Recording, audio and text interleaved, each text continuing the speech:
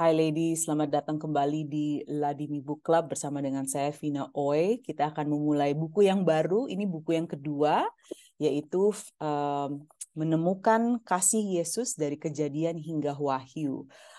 Ditulis oleh Elise Fitzpatrick dan bukunya kira-kira ya nggak terlalu tebal sih.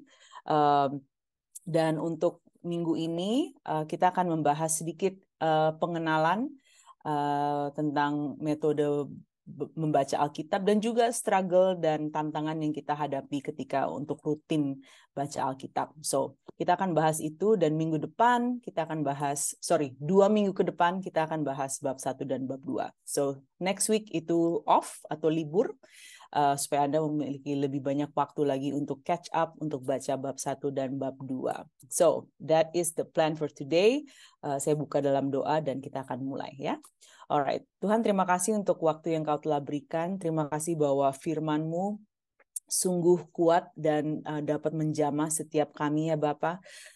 Dan kami berdoa bahwa dalam proses kami membaca buku ini, Engkau juga terus memberikan kami pertumbuhan untuk membaca firman-Mu, untuk ingin membaca firman-Mu, untuk mengasihi firman-Mu, dan benar-benar mengalami pertumbuhan dalam kehidupan rohani kami. So Lord, I thank you bahwa firman-Mu sudah available, akses sudah diberikan, dan kami berdoa Tuhan biar kami bisa mengambil langkah, mengambil inisiatif untuk terus ingin Tuhan mengenal-Mu, yaitu melalui baca Alkitab. So thank you Lord Jesus, terima kasih untuk waktu ini, Kau yang menjamah kami, Engkau yang membimbing kami dalam proses ini, dan kalau kami mengalami kesusahan atau tantangan yang berat, Tuhan terima kasih bahwa anugerah-Mu cukup untuk kami Tuhan, anugerah-Mu cukup untuk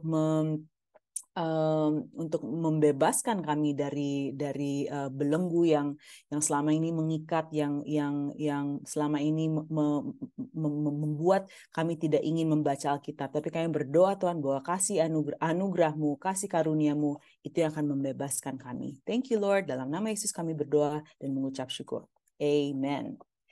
Amen ladies. Nah ini ada yang thank you Lestika. Bukunya baru sampai belum dibaca. So it's okay. Jadi pas ya, minggu depan kita libur supaya ada waktu untuk benar-benar bisa fokus kita baca bab 1 dan bab 2.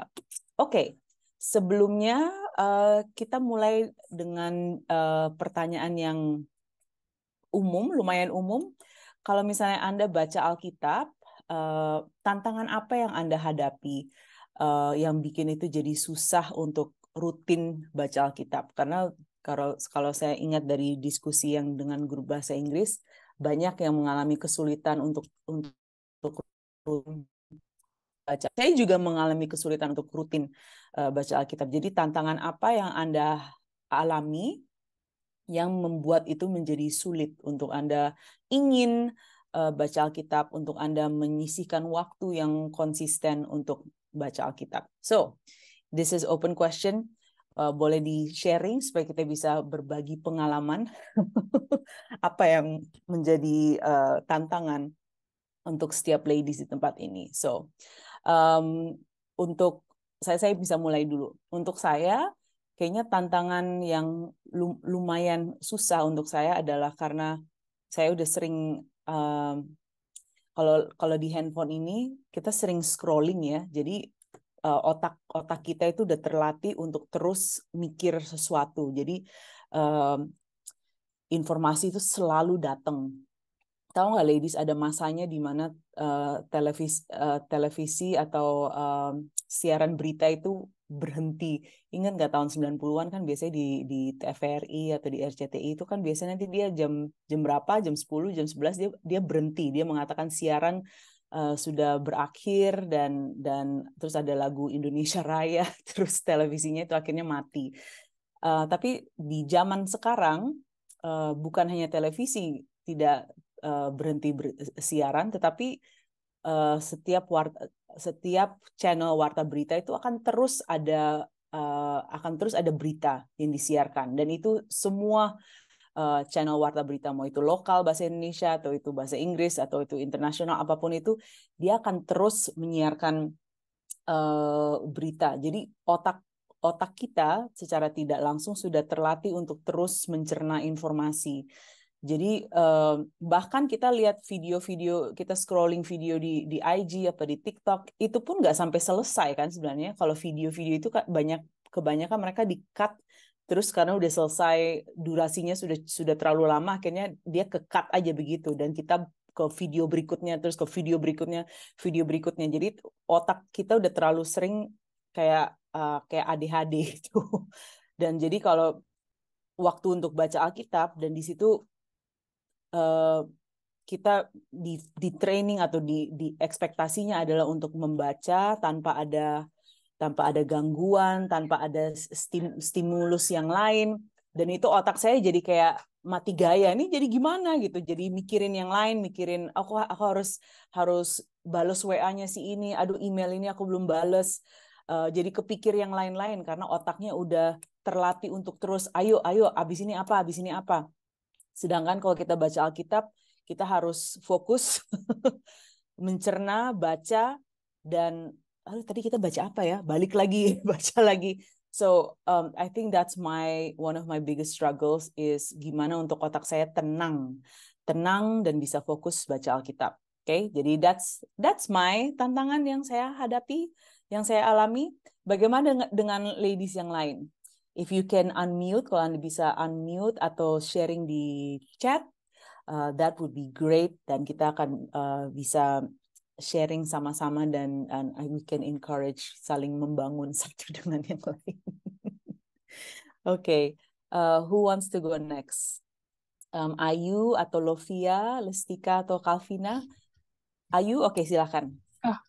Hai Kak, kalau aku sama sih kayak kakak, distraksinya itu lebih gampang terdistraksi gitu.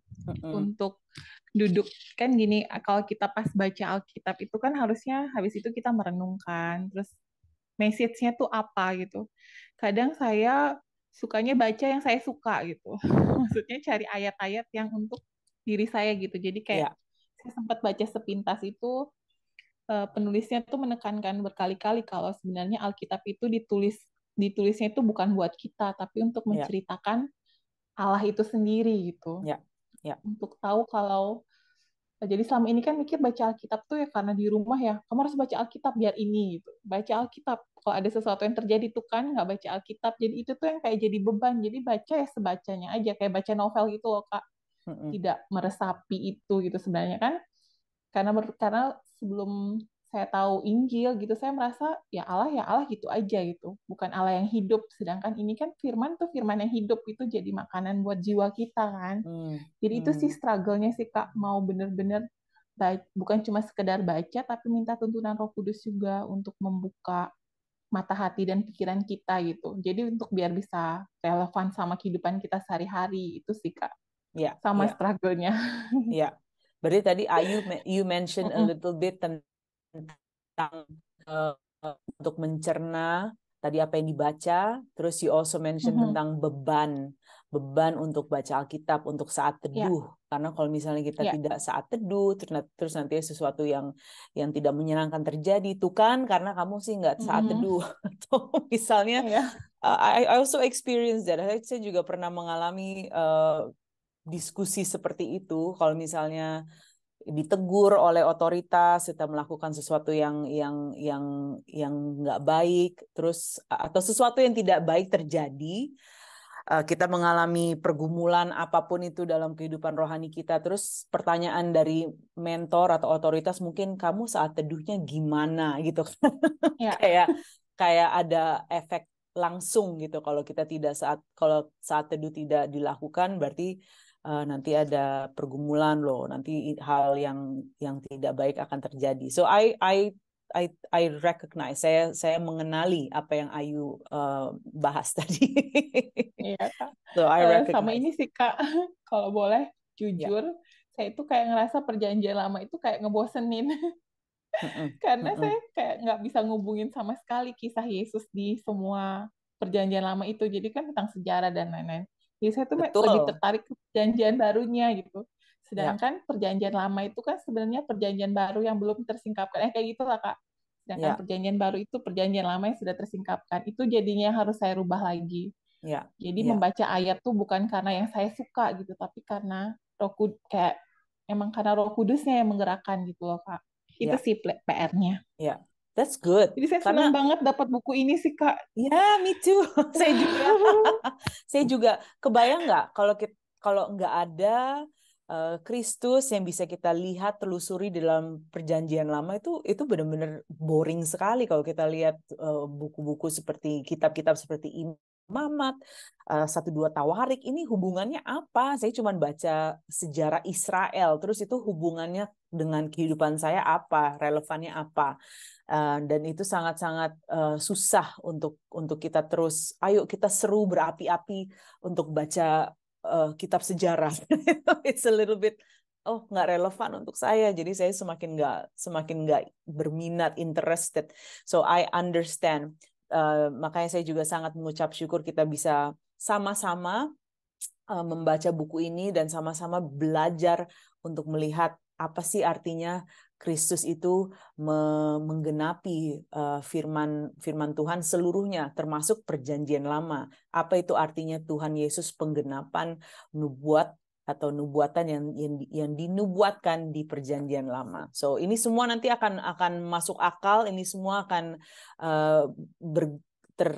connected, tersambung, dan Anda akan melihat oke, ini cerita garis besarnya ternyata ini toh, and that's gonna help us. Ini akan sangat-sangat membantu untuk kita bisa melihat perjanjian lama, kitab-kitab di perjanjian lama yang ternyata ada hubungannya, ya. Karena kalau dilihat terlepas begitu aja kayak aduh, Pengkhotbah, Amos, Habakuk, apaan ini gitu. Kenapa saya harus baca Habakuk? Untuk apa? Terus kalau dilihat juga isinya juga ini tentang nubuatan untuk bangsa Israel atau kerusakan bangsa Israel dan seterusnya. So it's like it doesn't make sense to me. Ini nggak ada hubungannya. So thank you for that, Ayu. Sangat-sangat betul, and we all experience that as well. Oke, dari Lestika, kalau aku pagi susah bangun, kalau malam udah rebahan di tempat tidur jadi mager, ketiduran. Make sense. Saya juga orangnya bukan orang yang orang bangun pagi. Jadi untuk bangun pagi kayak, aduh, I don't think itu pilihan untuk saya bangun pagi. Jadi kalau misalnya baca Alkitab, saya pasti harus cari time slot lain. Saya harus cari waktu yang bukan pagi. Jadi kalau itu mungkin siang atau sore atau malam. So I just have to find a better way, waktu yang lebih tepat lagi. Jadi Lestika, kalau Anda udah lebih mengenal tubuh Anda, gimana lebih nyamannya, gimana lebih efektif, dan let's try to figure out waktu yang mana yang lebih cocok ya. Kalau bukan pagi, bukan malam, coba di tengah-tengah. Coba let's see where waktu yang lebih cocok untuk kita pasti ingat untuk baca Alkitab. So thank you for sharing. Memang waktu itu sangat-sangat penting. Waktu dan jam yang kita tentukan kalau tidak cocok dengan cara kita beroperasional, ya pasti akan jadi lebih ekstra tantangan lagi. Tetapi kalau sudah dengan kita, then it should be easy. So let's try to coba kita cari ritme yang lebih pas lagi untuk tubuh kita masing-masing. So everybody's different. Pasti di sini ada yang atau yang menonton, pasti ada yang orangnya suka bangun pagi. God bless you. If you love to wake up early, then God bless you karena Anda sangat diberkati untuk senang bangun pagi dan you have extra time. Anda mempunyai waktu yang lebih banyak lagi untuk refresh yourself dalam Tuhan. Oke, thank you Lestika.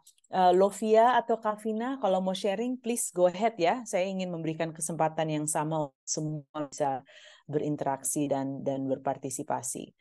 Can you share with us apa tantangan yang Anda alami yang bikin susah untuk baca Alkitab? Oke, Lovia, silahkan.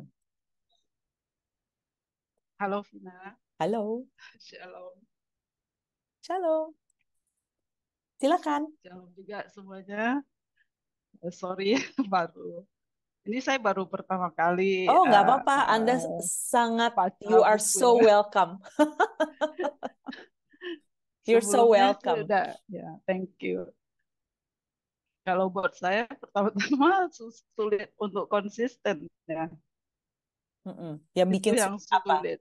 Yang bikin sulit Iya, apa? iya banyak seperti yang tadi siapa Ayu atau Lestika bilang dan Vina itu kita banyak distraction gitu.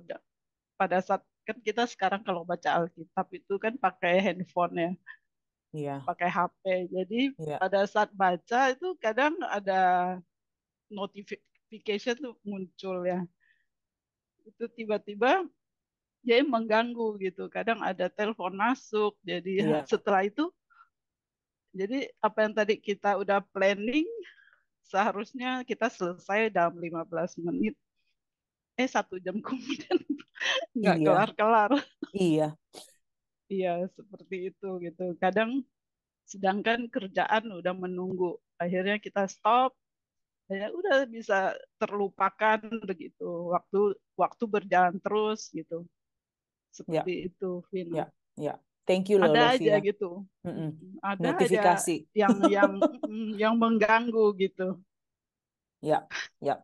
Thank you, Itu kadang Lovia, kadang for. pikiran kita juga ya, oh, yang ini belum beres nih, yang itu belum kelar.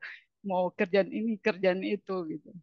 Mm-mm. Jadi kita pikiran nggak bisa konsen Ya, seperti ya. itu. Saya ngerti Mm-mm. sekali. Thank you, Lovia, for sharing. Ya, kadang baca baca Alkitab ya, kita ada hal-hal yang tidak mengerti, misalnya nggak paham, ada hal-hal yang sulit gitu. Atau kadang imajinasi kita kan kemana-mana ya Ya, berpikir gitu. Tapi kita belum menemukan jawabannya gitu. Kadang ini Tuhan mau ngomong apa ya, kita nggak ngerti. Kadang jadi bete gitu. Sebenarnya apa yang kita baca tuh nggak ngerti gitu kan. ya, Jadi ya, kadang mau mau tanya kepada orang bingung mau tanya kepada siapa, nggak mungkin tiba-tiba kita bicara soal mengenai yang apa kita baca gitu kan, nggak nyambung gitu. ya, ya. Ya Ngerti banget. kadang itu bikin bikin males gitu loh, Vina. Ya, karena nggak ada yang bisa ditanya. Ya betul betul betul. Ya kadang Oke, menurut aku di perjanjian lama gitu ya, kadang kita bosen juga ya baca, kayaknya kayak kehidupan dulu kayaknya udah nggak relevan dengan sekarang kan ya, sangat, zaman. sangat tidak relevan. Ya, jadi kadang kita pikir ya untuk apalah kita tahu toh juga nggak nggak bermanfaat buat kita gitu dan nggak apa sih nggak sejalan dengan apa yang kita lakukan gitu kan. Ya, ya, Terus seperti itu kadang itu ada pikiran-pikiran seperti itu muncul gitu.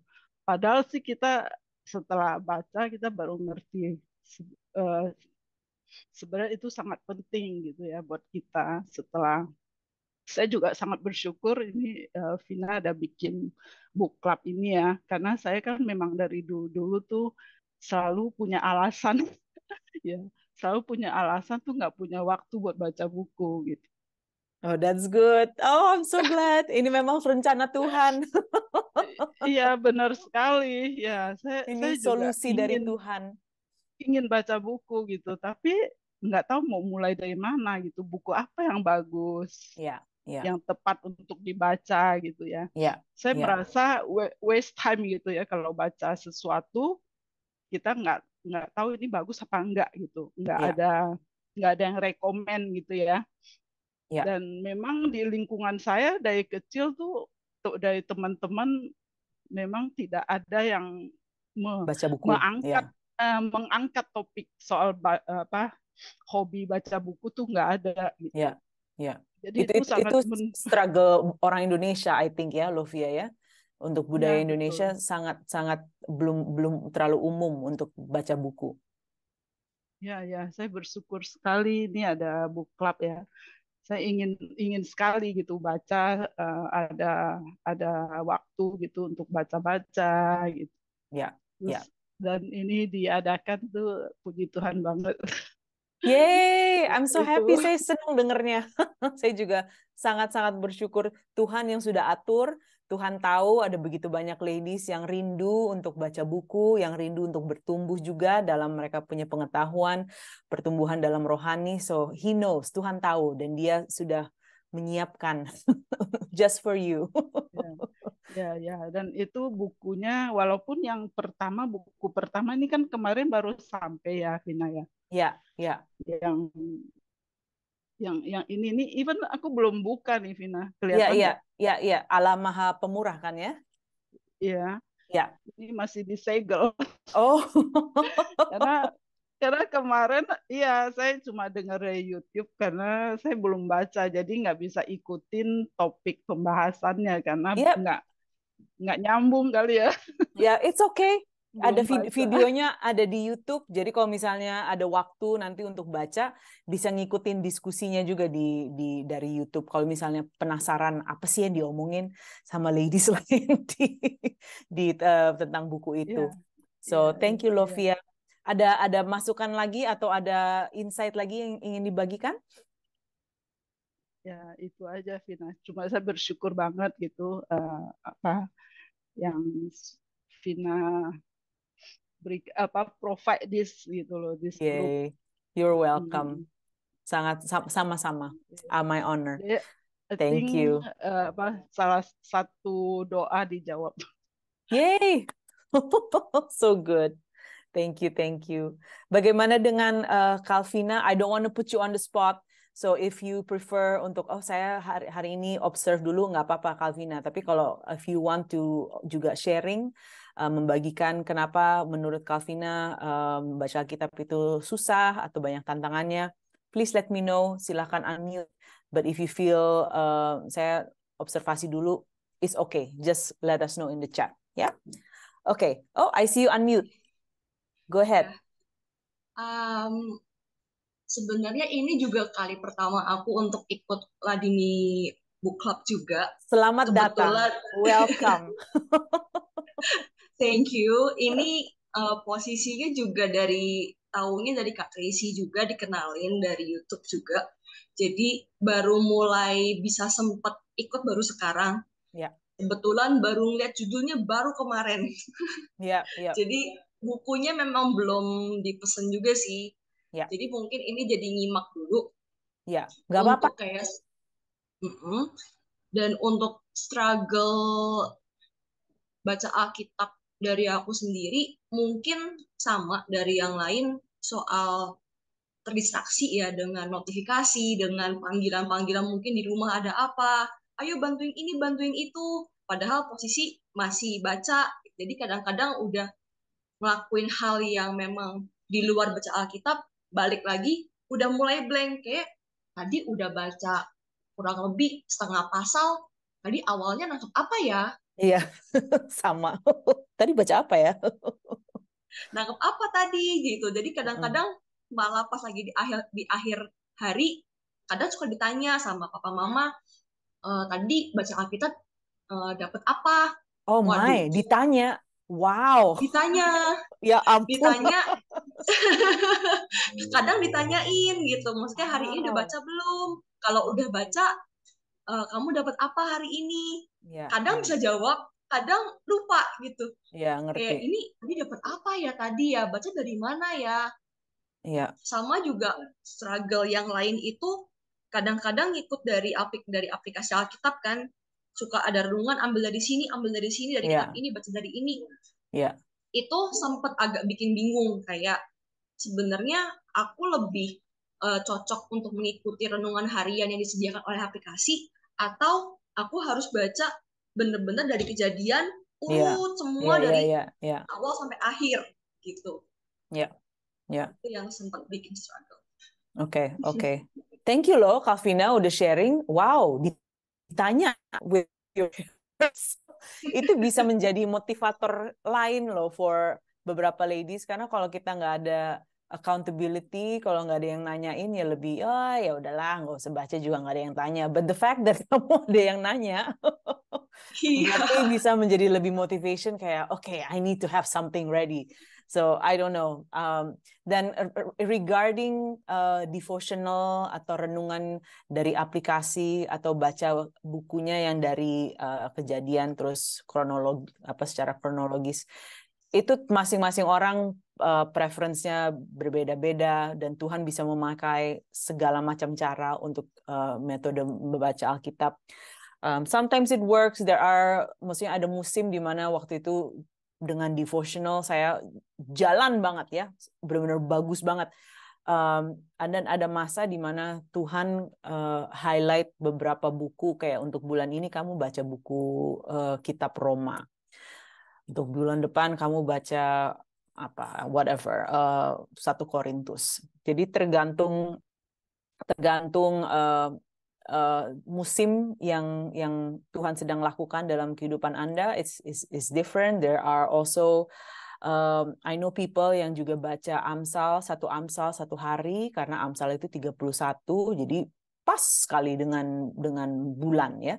Jadi dia baca satu Amsal satu hari. That also works. Whatever God is doing, apapun yang Tuhan sedang kerjakan, yang Dia sedang berbicara kepada kita melalui kitab-kitab yang khusus atau melalui devotional, renungan dari aplikasi, I'm open. Saya apapun itu, yang penting kita jalankan, right? Yang penting we grow, yang penting ada pertumbuhan dan pengenalan akan Tuhan lebih ditambahkan. So that's the goal, untuk kita mengenal Tuhan. So thank you so much for that. Dan what did I else wanted to say? Saya dari semua yang ladies bagikan tadi, kan banyak yang mengalami kesulitan dengan mencari waktu yang pas untuk tidak diganggu, ya. It makes me think. Jadi bikin saya mikir, ladies, di mana if I look at my schedule, kapan ada waktu saya bisa fokus melakukan sesuatu. Dan itu nggak harus, it doesn't have to be baca Alkitab ya, bisa lagi masak, atau bisa lagi bersih-bersih rumah, atau bisa lagi ngopi, mungkin di PS, di mana, whatever. Aktivitas apa yang saya bisa lakukan tanpa ada gangguan, tanpa ada interupsi. Pasti ada aktivitas yang kita bisa lakukan yang benar-benar kelar gitu ya. Kita mulai dari awal terus bisa sampai habis. Kalau masak kan pasti kita mulai dari awal sampai habis. Kalau bersih-bersih kamar juga kita mulai dari awal sampai habis without any distraction. Dan saya mulai mikir-mikir, saya juga sering dengar podcast sih kalau lagi di mobil atau lagi macet di jalan. Jadi saya suka dengar podcast sih. Jadi I have the time actually. Saya sebenarnya punya waktunya yang saya selama ini nggak kepikiran aja karena udah menjadi bagian rutinitas kita sehari-hari. So that could be an idea. Itu mungkin bisa menjadi solusi waktu yang tepat untuk baca Alkitab, di mana kita udah terprogram untuk pasti kita akan duduk diem dalam kemacetan Jakarta atau apapun itu, pasti saya akan duduk diem. This is a good time for me to read my Bible. This is a good time for me untuk menyisihkan waktu untuk benar-benar baca. So that's up to you. Anda doakan dengan Tuhan kayak, what Lord, please give me the right time. When is a good time for me to do this? Dan you know what, ladies, ketika kita meminta pertolongan Tuhan, Dia akan menolong. Dia sudah memberikan kita Roh Kudus untuk menjadi penolong kita. So He will help us. Dia akan menjawab doa kita kalau kita mengatakan, Tuhan, saya merindukan untuk membaca firman-Mu. Please help me. Saya mengalami kesulitan besar dengan gangguan, dengan ini itu. Please help me. Dan Tuhan akan memberikan pertolongan. Some things yang yang saya tahu sangat membantu adalah kalau udah waktunya untuk baca Alkitab, ya handphone ini saya biasanya taruh di ruangan lain. Saya silent, terus saya taruh di ruangan lain atau di bawah bantal, pokoknya apa. And then I would read the Bible yang hard copy. Tapi kalau misalnya nggak ada Bible hard copy dan harus baca Alkitab dari handphone, then saya matiin notifikasi. I will do what I need to do. Saya akan lakukan apa yang saya perlu lakukan untuk gangguan itu minimal. Saya nggak akan diganggu. Jadi saya mungkin airplane mode kah, atau notifikasinya dimatiin kah, atau yang lain, semua program yang lain di exit. Jadi saya benar-benar cuma fokus baca Alkitab dan nggak ada notifikasi Instagram, nggak ada notifikasi WA, nggak ada notifikasi email, nothing. Dan orang nggak bisa telepon karena saya sudah airplane mode. Jadi saya harus bisa mengakali gimana caranya untuk saya mendapatkan just 15 minutes yang tadi Lovia katakan, cuma 15 menit doang ya. Sometimes 5 minutes, dan you know what, I heard 5 menit firman Tuhan itu lebih baik dari sama sekali tidak ada ya, daripada 0. Jadi 5 menit firman Tuhan bersama dengan firman Tuhan itu udah wow, that's already progress yang besar. Jadi nggak bisa ditelepon, nggak bisa dihubungin, that's okay. Dan saya akan melakukan apa yang saya harus lakukan. Tinggal settingnya kok diubah-ubah sedikit ya, and then you are nggak bisa diganggu. So we can figure it out. Kalau itu di rumah rame, mungkin cari waktu yang lebih banyak orang nggak ada di rumah. I don't know. We can figure it out. Pasti Tuhan akan berikan jalan keluar. Lestika, I want to read your chat. Iya, aku dulu ikut kelompok baca Alkitab setahun, jadi tiap hari baca 5 pasal dan dilaporkan. Jadi buat ada tanggung jawab buat baca. If that works for you untuk ada pertanggungjawaban, do it. Ya, apapun yang bisa membuat Anda lebih baca Alkitab lagi, please do that. Thank you for all your inputs. And masih ada 20 menit dan saya ingin membahas sedikit aja metode-metode membaca Alkitab yang tidak terlalu efektif supaya kita semua juga mengerti bahwa ketika kita membaca Alkitab seperti ini kurang efektif dan tidak not really sesuai dengan apa yang Tuhan inginkan, ya, tidak sesuai dengan Injil kabar baik Kristus. Jadi salah satu yang dibahas oleh Ellis Fitzpatrick, dia bahas di halaman 29 dari 29 sampai 32. Jadi ada 4 cara kita membaca Alkitab yang kurang efektif. Yang pertama adalah metode 8 bola magis. Ini contoh sangat budaya Amerika. Jadi Magic 8 Ball itu adalah seperti perangkap atau mainan sebenarnya sih. Jadi mainan terus bentuknya bola. Terus kita kocok. Terus nanti kalau selesai kocok, terus nanti ada keluar tulisan yes. Terus kita kocok lagi. Terus nanti tulisannya berubah lagi jadi no.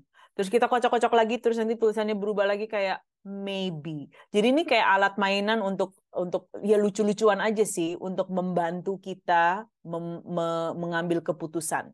Jadi saya hari ini pakai baju merah nggak? Should I pakai baju merah? Terus kocok. Terus si bola itu nanti jawabannya iya, oke, berarti saya hari ini pakai baju merah. Ya, jadi ini cuma buat lucu-lucuan aja. Hari ini saya perlu bantuan untuk mengambil keputusan dan saya nggak bisa milih, jadi saya butuh bantuan. Jadi kocok bola itu. Nah, kalau kita membaca Alkitab dengan metode Magic 8 Ball atau bola mainan ini, kita melihat membaca Alkitab seperti saya perlu jawaban.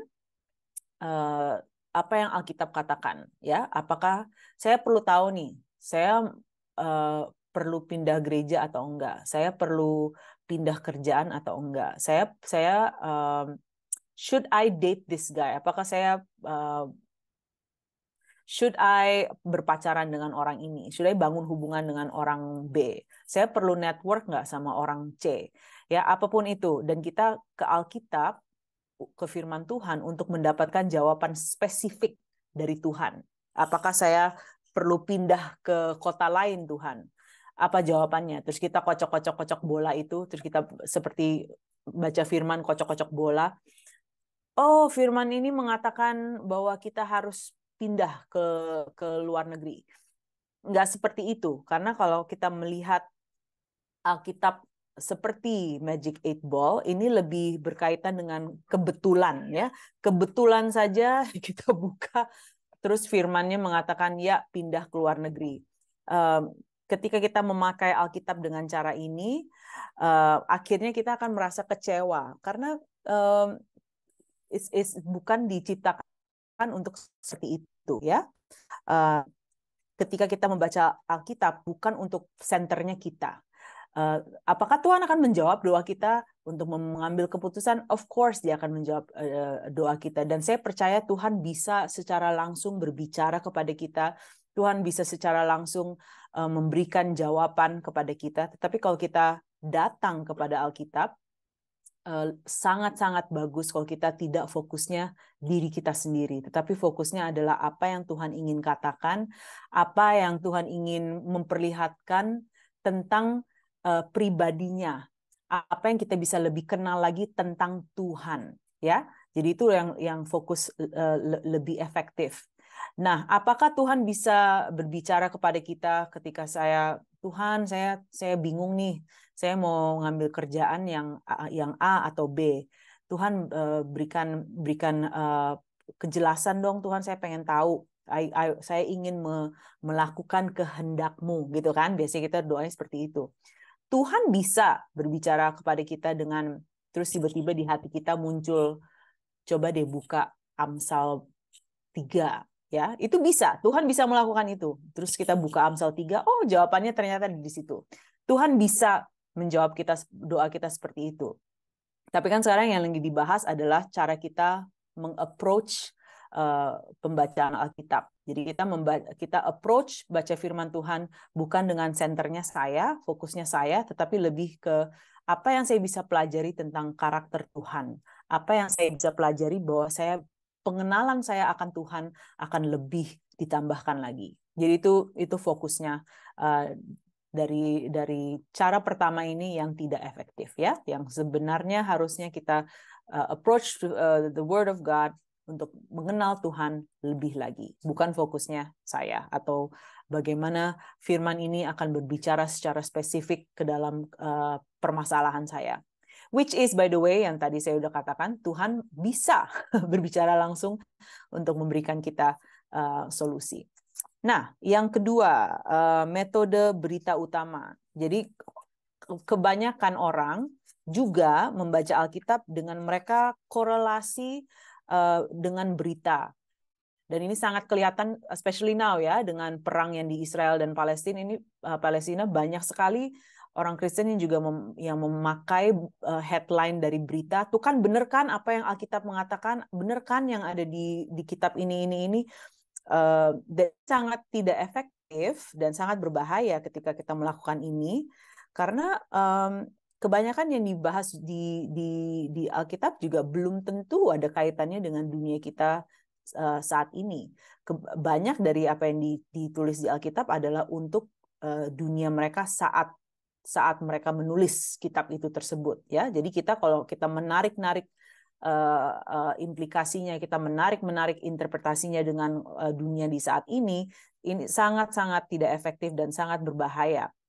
Karena tujuan dari penulis asli tersebut belum tentu sedang membahas apa yang kita mengalami pada tahun 2023, tetapi yang sedang dibahas sebenarnya adalah keadaan politik yang sedang terjadi pada saat itu. Jadi sangat-sangat penting kalau kita tidak menggunakan membaca Alkitab untuk bisa menarik konklusi interpretasi dengan berita di hari ini atau zaman sekarang, ya.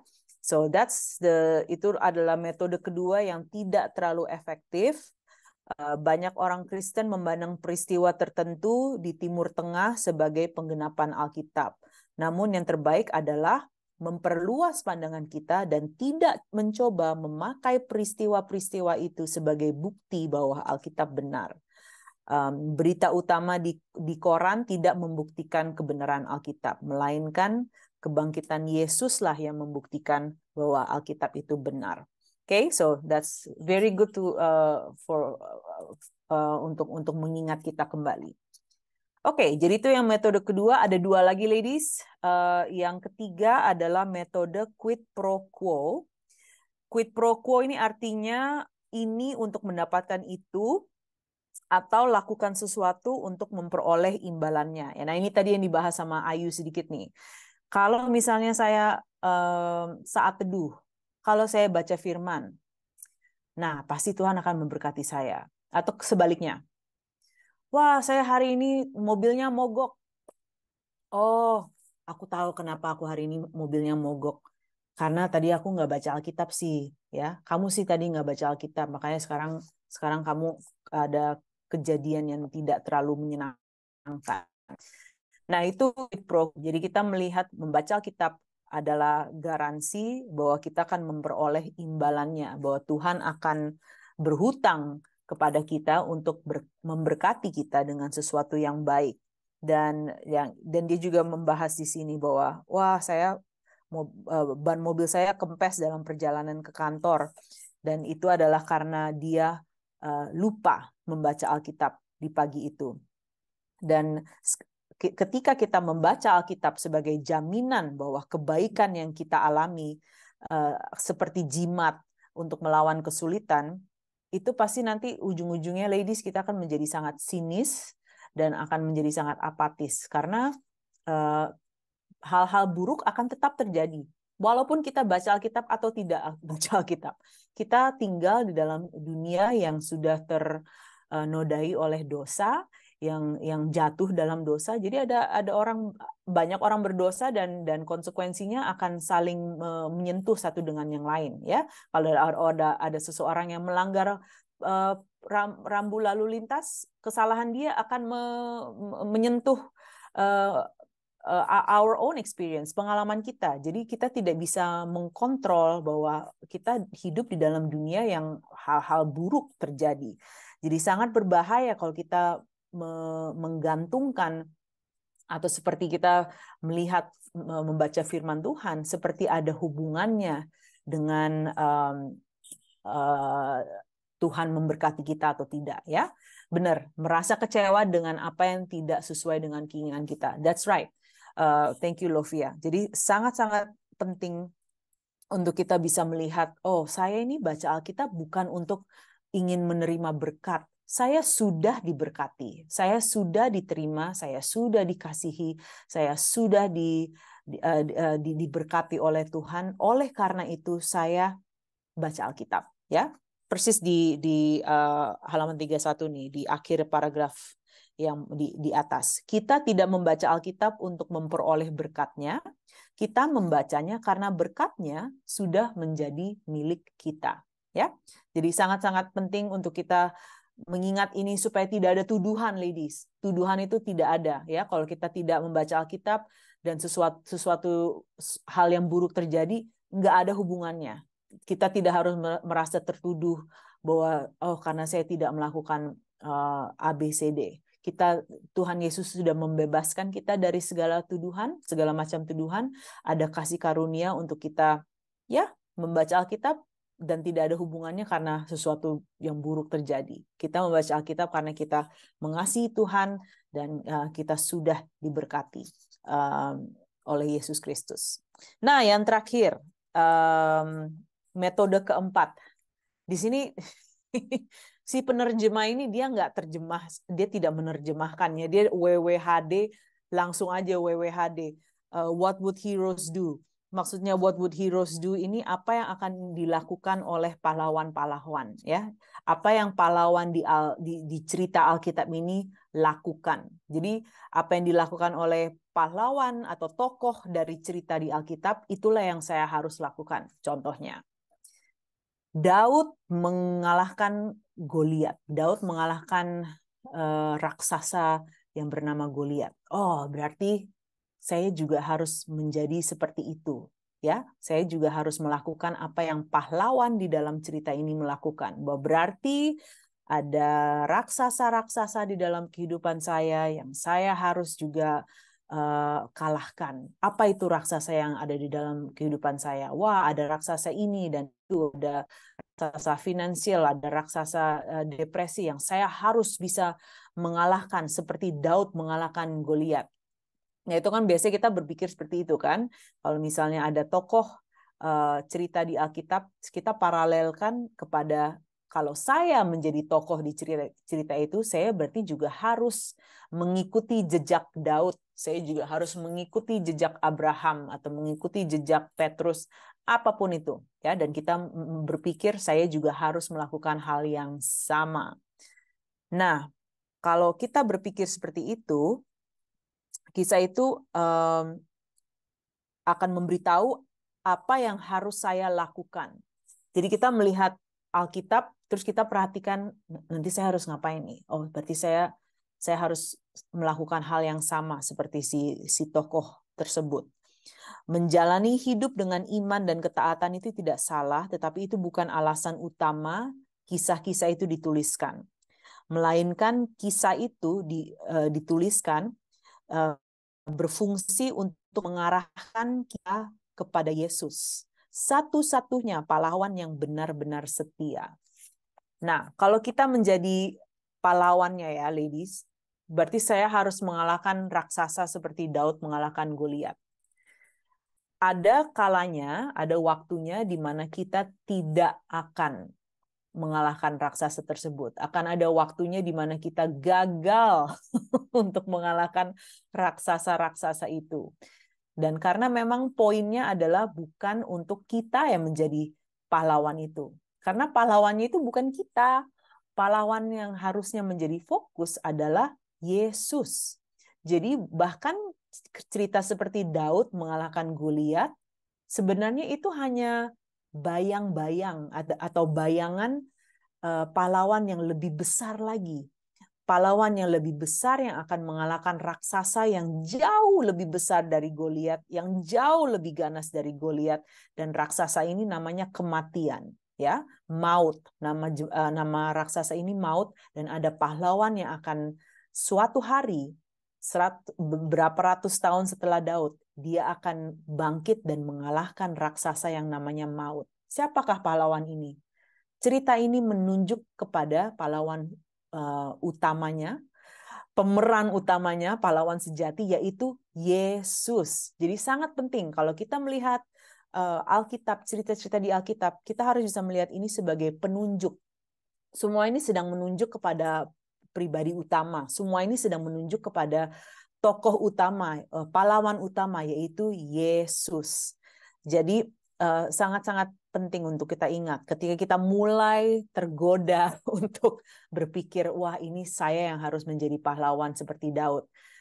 It's okay untuk kita taat kepada Tuhan, tetapi ingat lensanya kalau kita terus fokus kepada saya yang harus menjadi pahlawan, saya harus menjadi pahlawan, itu akan menjadi bahaya karena pasti akan ada masa-masanya kita gagal untuk menjadi pahlawan. Kita gagal untuk mengalahkan raksasa di dalam kehidupan kita. Di situ justru kita bisa mengatakan, Yesus, Engkau adalah pahlawan yang tidak pernah gagal. Engkau sudah mengalahkan maut yang raksasa besar di dalam kehidupan saya, yaitu raksasa maut, dan saya tidak harus takut lagi, dan saya bisa mengalahkan raksasa kecil dalam kehidupan saya karena apa yang Yesus sudah lakukan. Jadi itu perspektif yang lebih sehat, yang lebih benar, ya, bahwa fokusnya adalah Tuhan Yesus, dan karena apa yang Dia sudah lakukan, saya sudah diberikan anugerah untuk mengalahkan raksasa atau apapun cerita kisah yang kita sedang baca di dalam Alkitab, ya.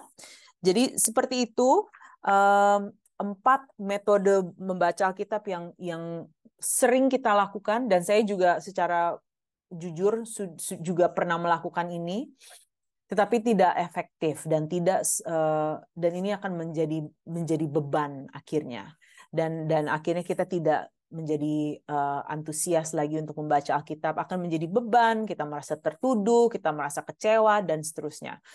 Tetapi kalau kita mulai melihat membaca Alkitab adalah pengenalan akan Tuhan, dan bagaimana ini akan menunjuk kepada Kristus, kepada pahlawan yang sebenarnya, yang menggantikan tempat kita, ya, yang akhirnya akan relevan untuk kehidupan saya juga pada akhirnya.